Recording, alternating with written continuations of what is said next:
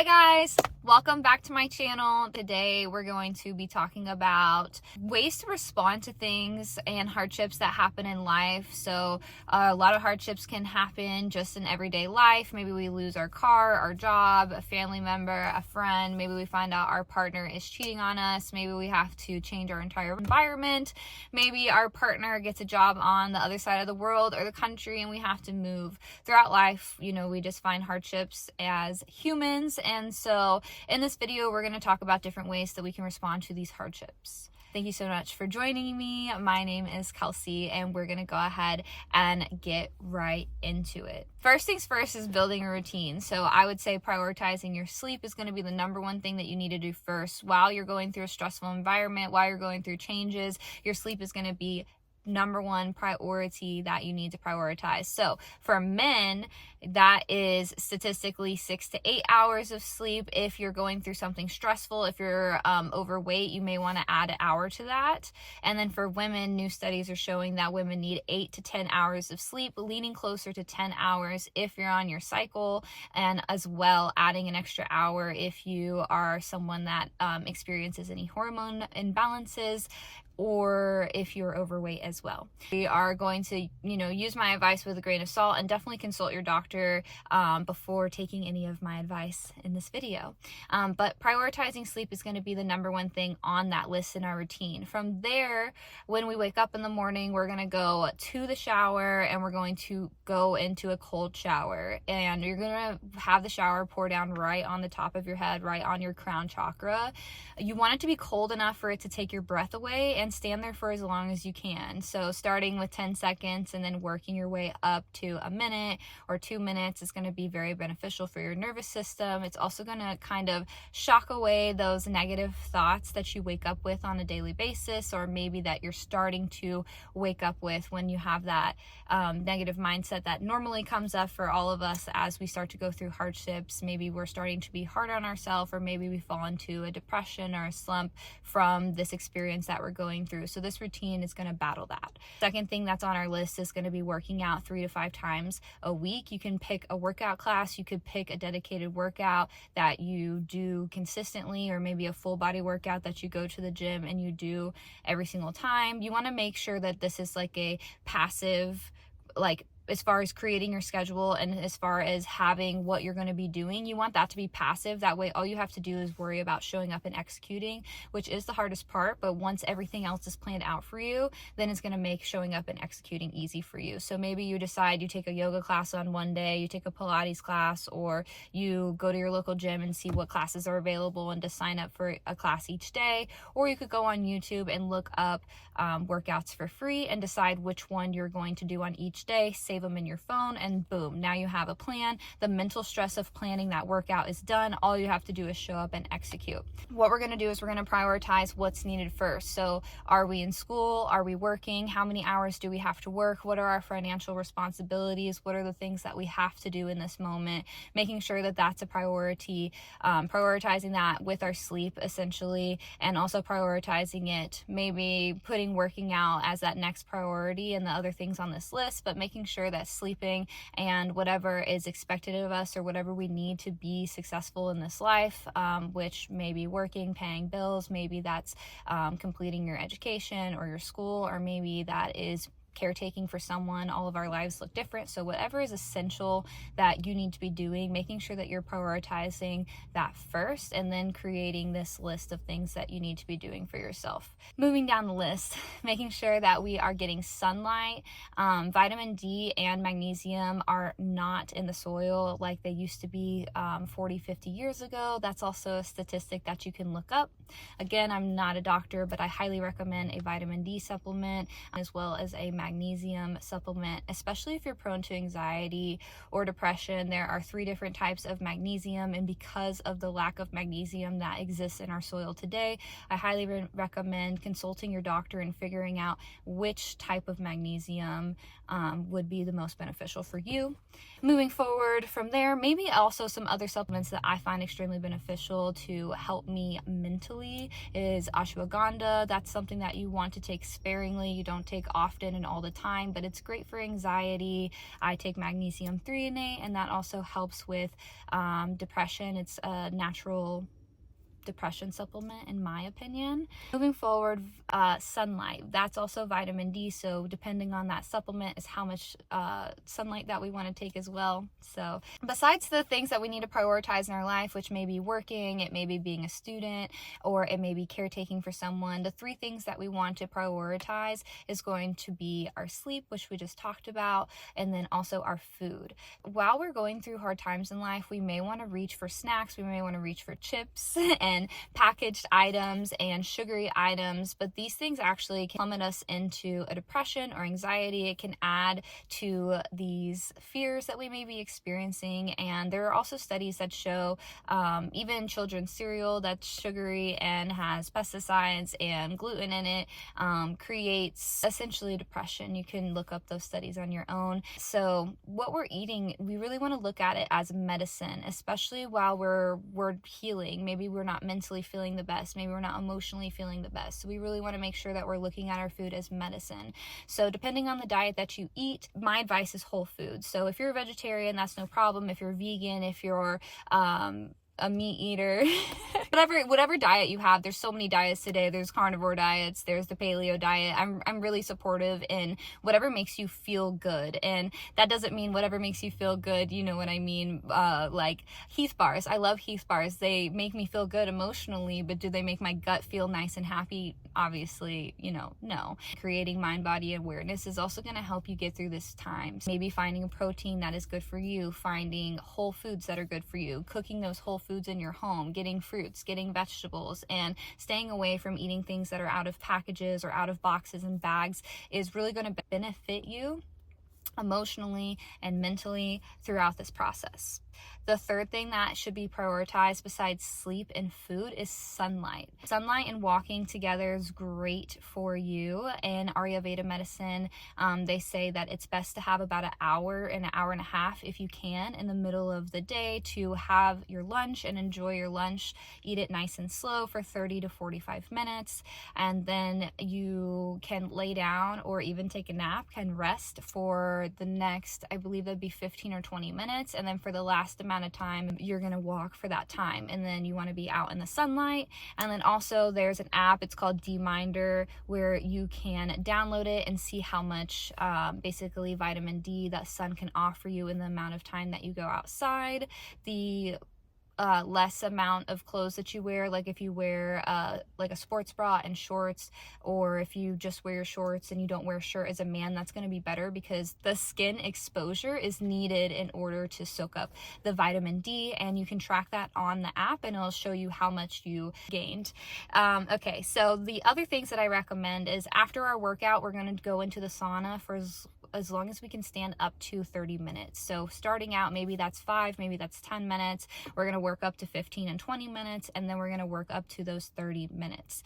Sauna is also proven statistically to remove emotional stress and emotional distress that may be caused from our work environments, from our home environments, from other social environments that we may find ourselves in. And so by going to the sauna, we can immediately remove these emotional distresses that may be causing us pain. Once we're going to sleep at night, we're going to do sound healing and listen to binaural beats. You can look up different frequencies that you feel comfortable with. So you can look up unconditional love, there's stress relief, there's trauma recovery, there's so many different things you can look up. You can also look up bliss, you can look up different frequencies for different chakra points if you want to connect to different chakras in the body.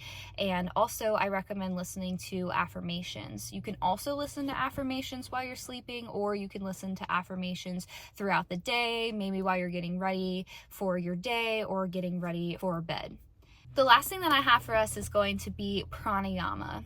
Pranayama is the last thing that I'm bringing up, but I think that it's the most potent and most influential thing that I have to share, at least for me. Pranayama is breath work, and breath work is something that we can do morning and night. Breath work is something that's going to deeply transform things that's going on for us, and it's something that we do daily, and we reap the benefits of it from doing it daily, and we do have to do it consistently to receive those benefits. The different types of breath work that I recommend is something called bee breath.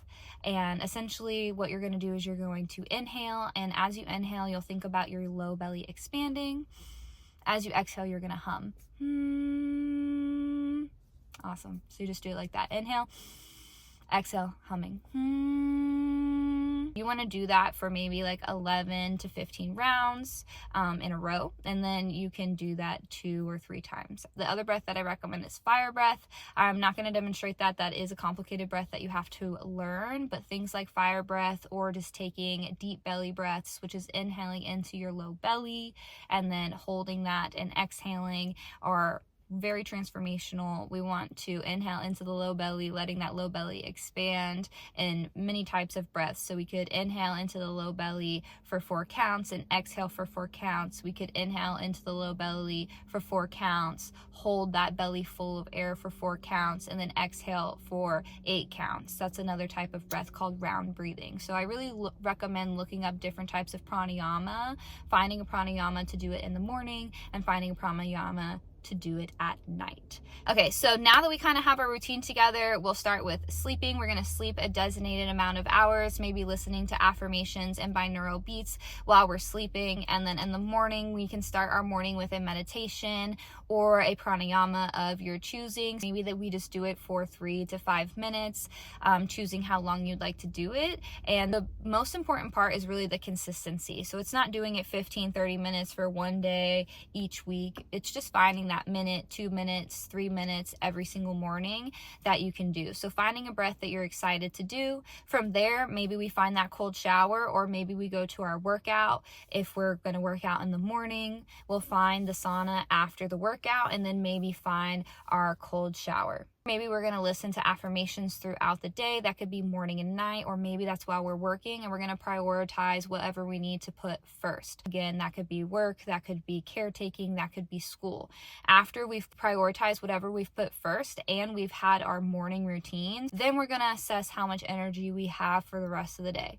Maybe we don't have energy. Maybe we don't have the energy to work out that day, and that's okay. So we're just going to assess where we're showing up in that day, and we're going to see what we can do on the list that I just provided for us. If we're working through something that's deeply upsetting to us, as I listed earlier, maybe we lost a job that we were really excited about, maybe we lost a partner that we really cared about, maybe we're going through a hardship in this time, we want to give ourselves time to feel those feelings and to be upset about it. However, we do have to continue to manage our life. Someone that I know, their shaman told me essentially that a great way to manage this is to give yourself an hour every single day to be completely upset about it.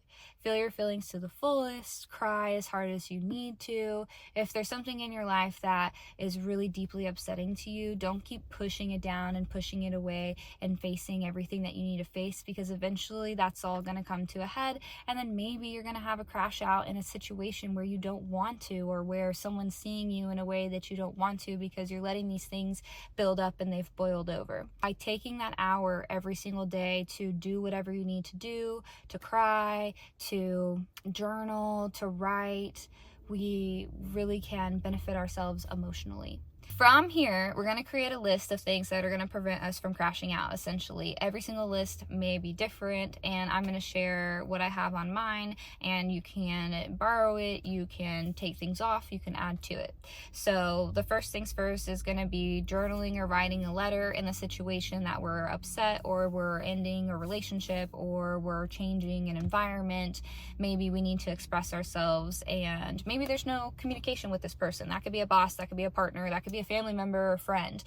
We could write a letter to this person expressing all of our feelings, and then we could light that on fire. So that's a way to kind of get those feelings out and face them, and then also release them. Something else that is on my list is intuitive dancing. So that could just be turning on your favorite song and closing your eyes and moving your body however you feel that you need to, or maybe playing around with different genres of music and just playing around with dancing and trying out new dance classes and things like that.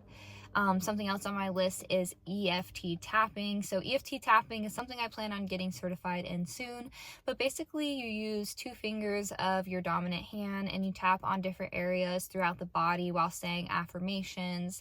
And there are a lot of EFT tapping videos that you can find on YouTube. You can use them for different beliefs that you're trying to break or instill in yourself.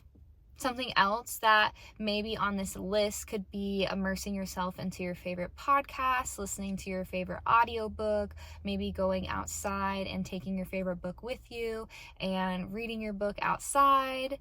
Also, grounding can be very helpful here. So bringing our bare feet onto the earth and maybe sitting there for a few minutes, meaning like 15 to 20, 25 minutes, or walking around on the grass while barefoot.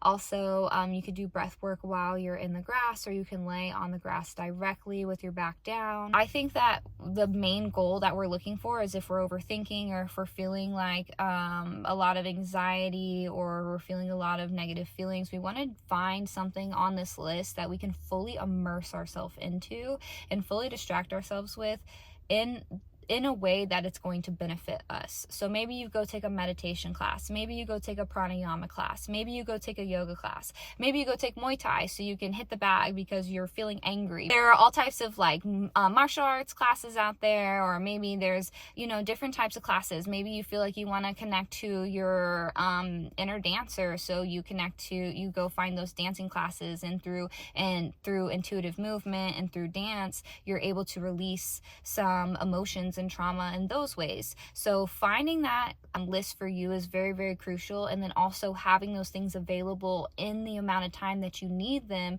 so you can go take that class, or go write that letter, or have the discernment in yourself to know that this is your list of things to do when you're feeling that overwhelm, and then having that knowledge and ability to go grasp those things. So something that I recommend is opening up a notebook or getting a piece of paper and writing down a list, especially if we find ourselves going through something like this at this time, or maybe if we know that something's coming up and maybe we will be going through something like this in the near future. Or really, it's just good to have regardless of what's going on in your life, because there are a lot of times that unexpected things can happen. So by having this list prepared for us, we will be prepared for those unexpected things ahead of time. Some other things I have on my list is breath work, which I just talked about as well. Watching your favorite TV show, maybe watching your favorite show as a child. Like I would go watch like Rocket Power or Danny Phantom or something like that if I'm feeling upset, and I would just fully immerse myself into that for the 30 minutes or something like that. Then I would go back into if I needed to do work and things like that. There's a difference between dissociation and giving yourself the time and acknowledgement that you need to take care of yourself. And I'm going to do a video in the future about becoming your own parent and being your inner parent, because eventually, as we all turn into adults, we need to be our own inner parent. And the way that we do that is by taking care of ourselves.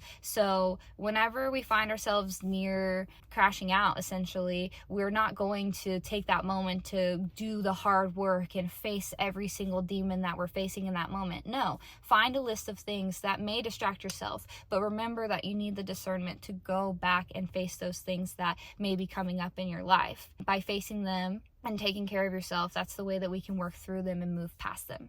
I hope that this video was helpful. Thank you so much for watching, and I'll see you in the next one.